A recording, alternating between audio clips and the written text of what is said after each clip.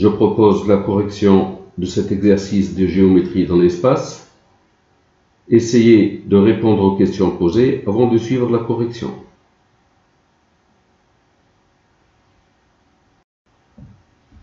On considère donc dans l'espace un cube A, B, C, D, E, F, G, H. I sera le milieu du segment EH. J sera le milieu du segment BF. On munit l'espace du repère orthonormé A, AB, AD, AE. Donc, si ceci est un repère orthonormé, c'est que la distance AB est égale à 1, donc l'arête du cube est égale à 1, AD égale 1, AE égale 1. Alors, ceci étant, on demande dans la première question de chercher les coordonnées des points I et J. Alors, pour trouver les coordonnées de I, comme A est l'origine du repère, on va voir le vecteur AI, c'est combien de AB, plus combien de AD, plus combien de AE. Alors, le vecteur AI, c'est AE plus EI, c'est-à-dire AE plus EI, c'est 1/2 de EH, c'est AE plus 1/2, le vecteur EH est égal au vecteur AD, donc c'est 0 fois AB, puisque le premier vecteur de base c'est AB, donc c'est 0 fois AB, plus 1/2 de AD, plus 1 fois AE. Ceci veut dire que I a pour coordonnées 0, 1/2, 1. Pour chercher les coordonnées du point J, donc on va chercher le vecteur AJ qu'on va exprimer en fonction de AB, AD, AE. Alors le vecteur AJ est égal à AB plus BJ, c'est-à-dire AB plus le vecteur BJ, c'est 1/2 de BF, ou encore AB plus 1/2, le vecteur BF est égal au vecteur AE,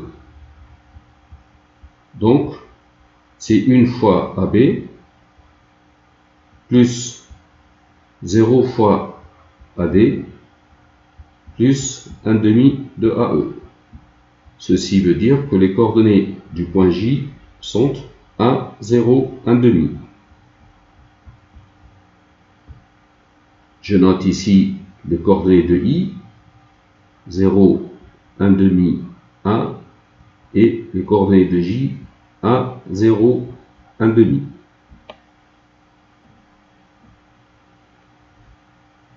Dans la deuxième question, petit a, montrer que le vecteur n de coordonnées 1, moins 2, 2 est un vecteur normal au plan BGI. Eh bien, pour montrer que n est normal à ce plan, il suffit de montrer que le vecteur n est orthogonal à deux vecteurs non collinéaires de ce plan.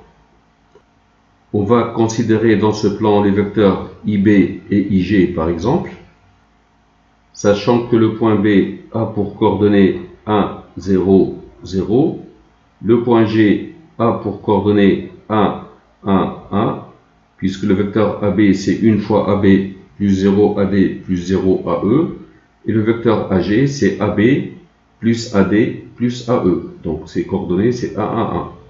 On considère le vecteur IB qui est un vecteur du plan BIG. Les coordonnées du vecteur IB c'est 1 moins 0 c'est 1, 0 moins 1/2 c'est moins 1/2, et 0 moins 1 c'est moins 1. Le vecteur IG a pour coordonnées 1 moins 0 c'est 1, 1 moins 1/2 c'est 1/2, et 1 moins 1 c'est 0. Alors, le vecteur n ayant pour coordonnées 1, moins 2, 2, je calcule n scalaire IB, je trouve 1 fois c'est 1. Moins 1 demi fois moins 2, c'est 1. Moins 1 fois 2, c'est moins 2. C'est égal à 0. Et si je calcule n scalaire ig, je trouve 1 fois 1, c'est 1. 1 demi fois moins 2, c'est moins 1. 0 fois 2, c'est 0. On trouve 0. Donc, n est orthogonal aux deux vecteurs non collinéaires IB et IG du plan BGI, puisque n scalaire IB est nul et n scalaire IG est nul. Donc n est normal au plan BGI. On déduire une équation cartésienne du plan BGI. Alors, n étant normal au plan BGI, une équation cartésienne du plan BGI va être x moins 2y plus 2z plus d égale 0. Or, le point B de coordonnées 1, 0, 0 appartient au plan BGI. Donc, si on remplace x, y, z par 1, 0, 0, on trouve 1, moins 0 plus d. Donc, 1 plus d égale 0, c'est-à-dire d égale moins 1. Conclusion, une équation cartésienne du plan BGI sera x moins 2y plus 2z moins 1 égale 0. Donc j'écris ici une équation cartésienne du plan BGI, je la conserve pour la suite de l'exercice. X moins 2y plus 2z moins 1 égale 0.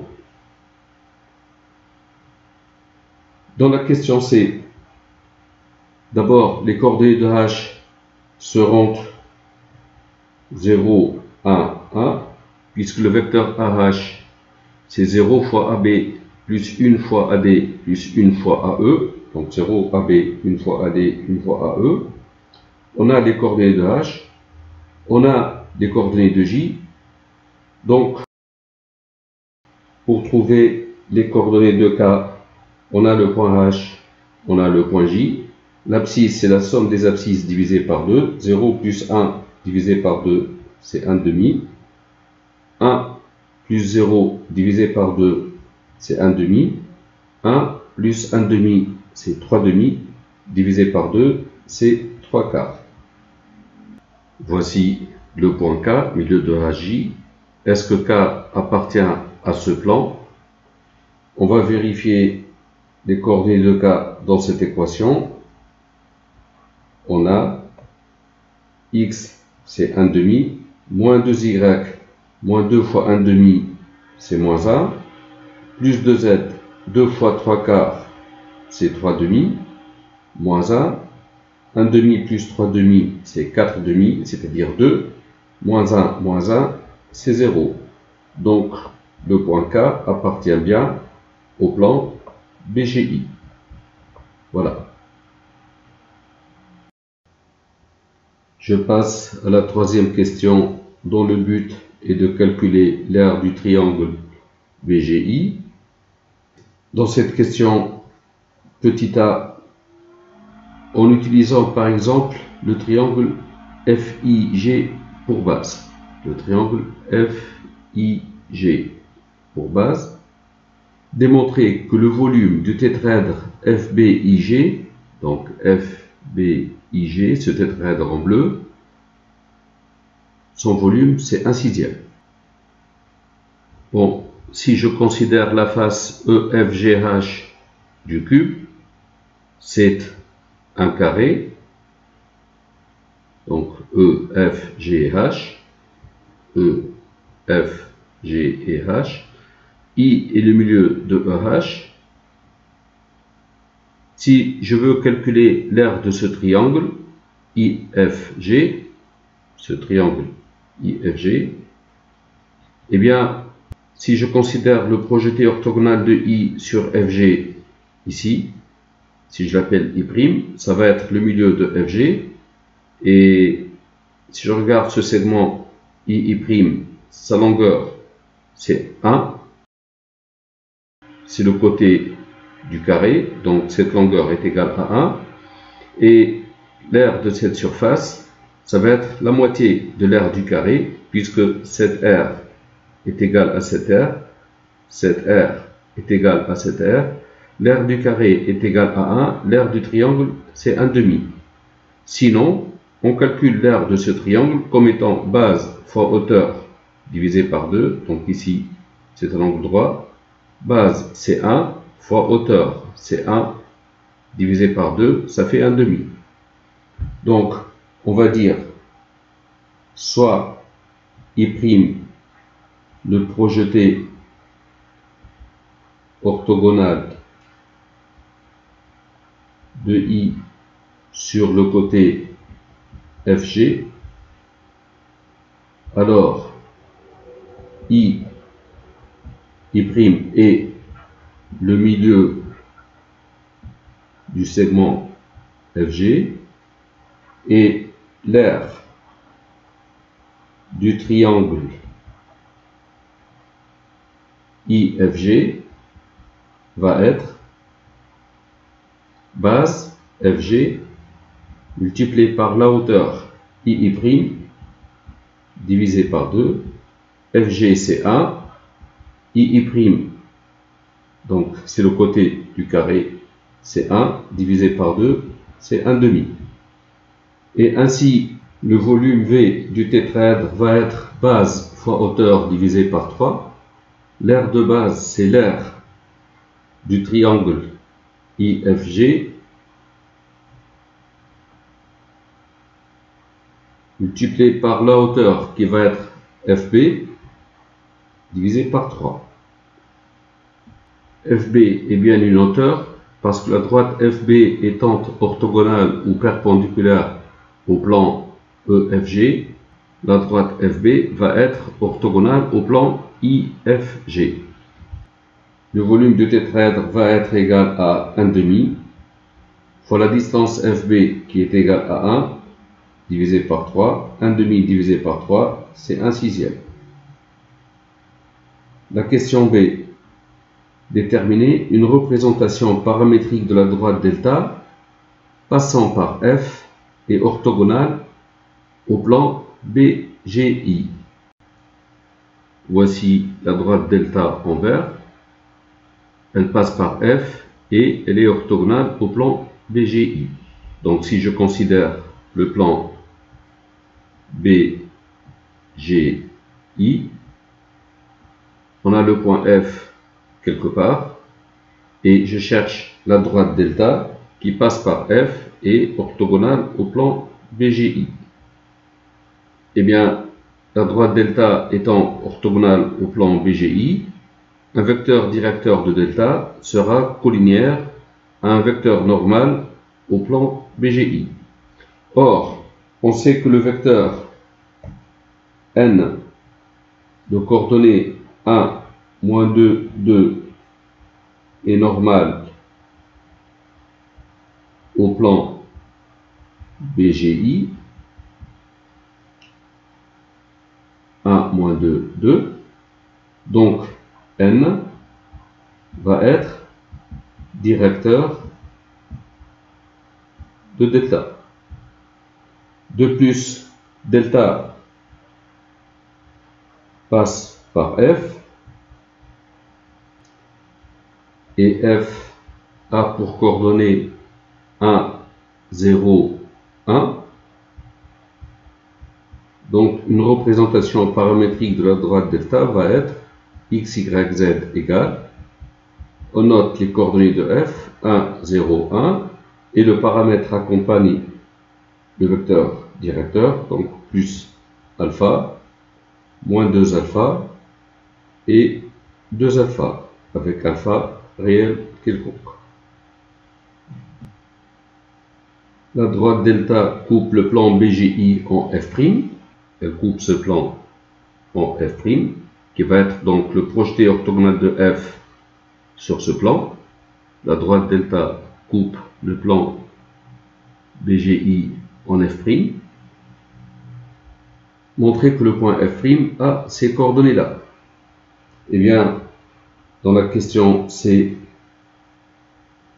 F' est le point d'intersection de la droite delta avec le plan BGI.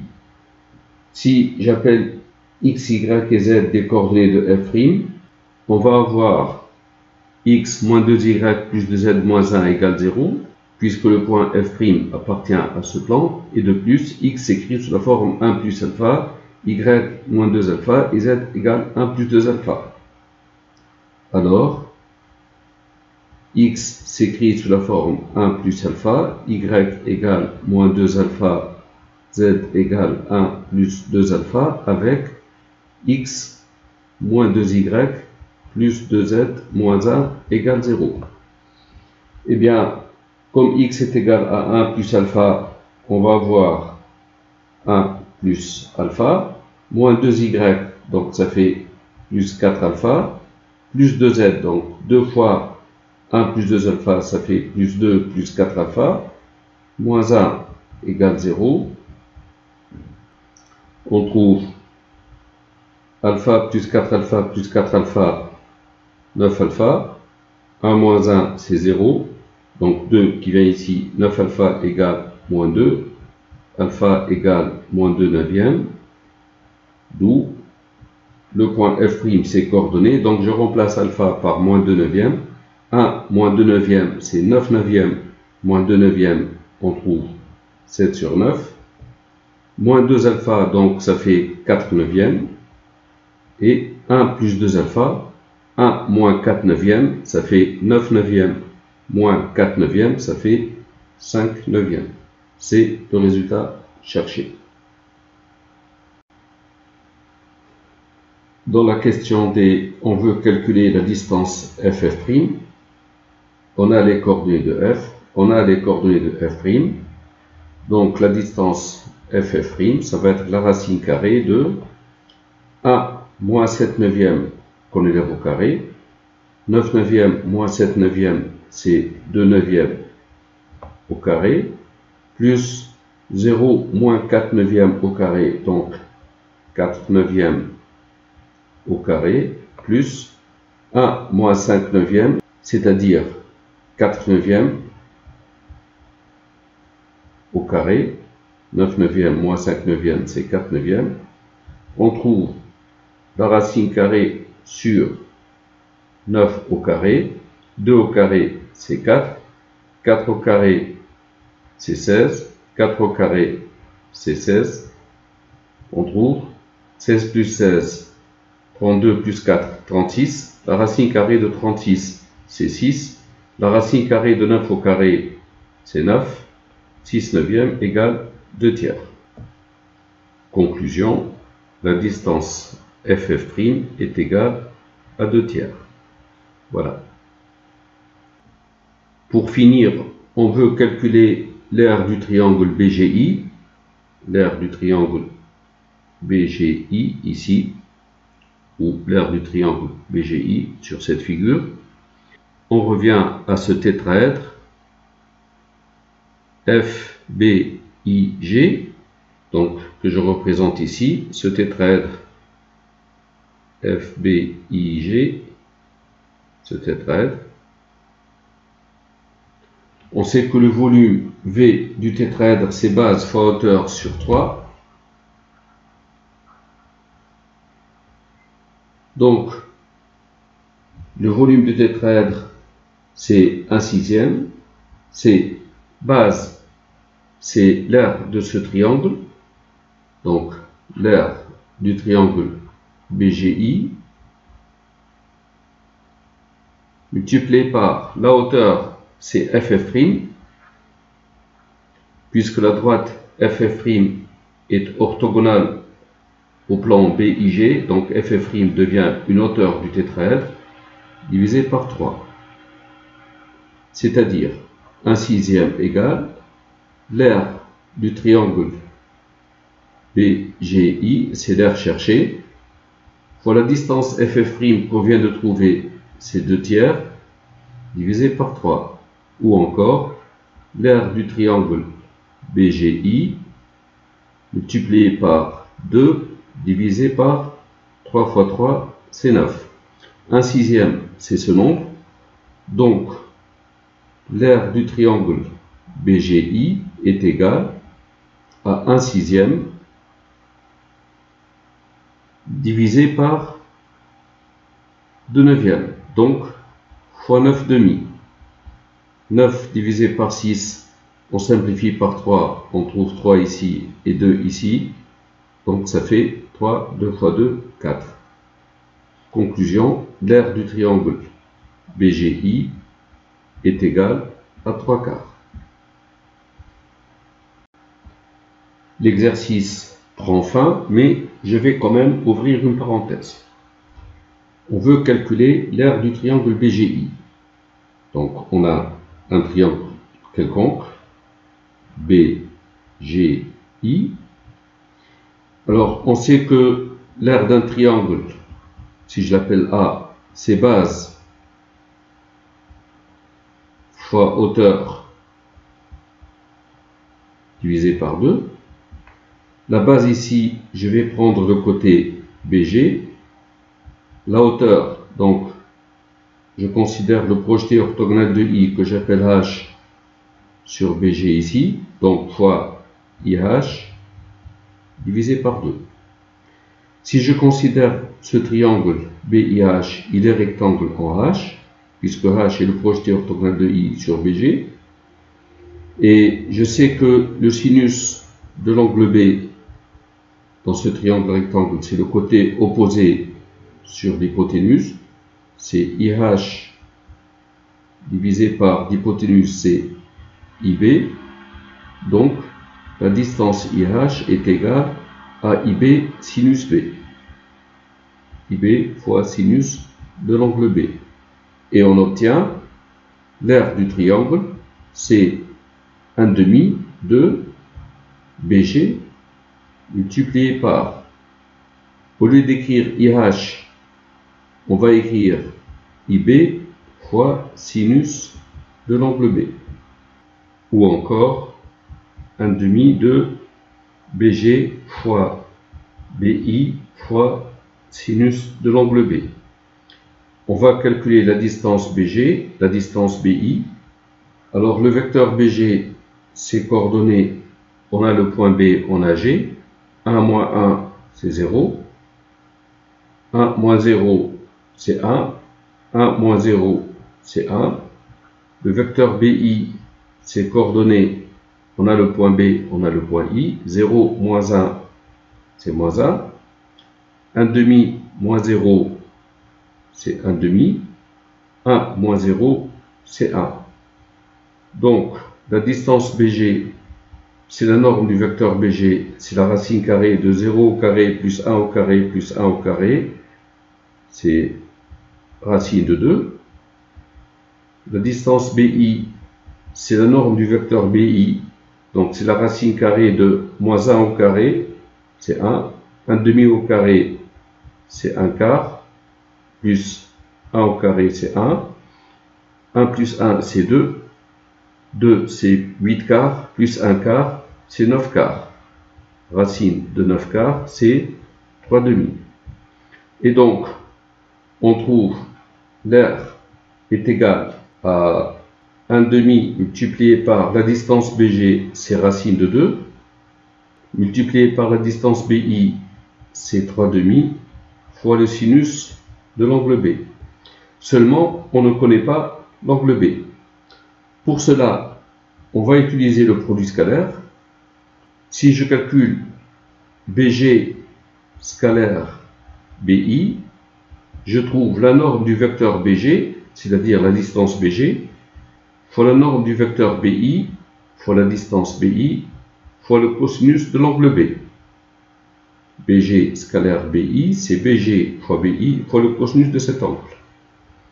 C'est-à-dire, BG scalaire BI, si je calcule, le produit scalaire de ces deux vecteurs, 0 fois moins 1, c'est 0, 1 fois 1 demi, c'est 1 demi, plus 1 fois 1, c'est 1, égale, la distance BG, c'est racine de 2, multiplié par la distance BI, c'est 3 demi, fois le cosinus de l'angle B. 1 plus 1 demi, c'est 3 demi, égale 3 racine de 2 sur 2, fois cosinus de l'angle B. Je simplifie par 3, par 2, je trouve cosinus B égale 1 sur racine de 2, ou racine de 2 sur 2. Donc l'angle B, c'est pi sur 4. Et l'angle B étant pi sur 4, sinus de l'angle B, c'est sinus pi sur 4, c'est racine de 2 sur 2. Et enfin, je trouve A égale 3 racine de 2 divisé par 4, multiplié par sinus B, c'est-à-dire fois racine de 2 sur 2. Racine de 2 fois racine de 2 est égal à 2.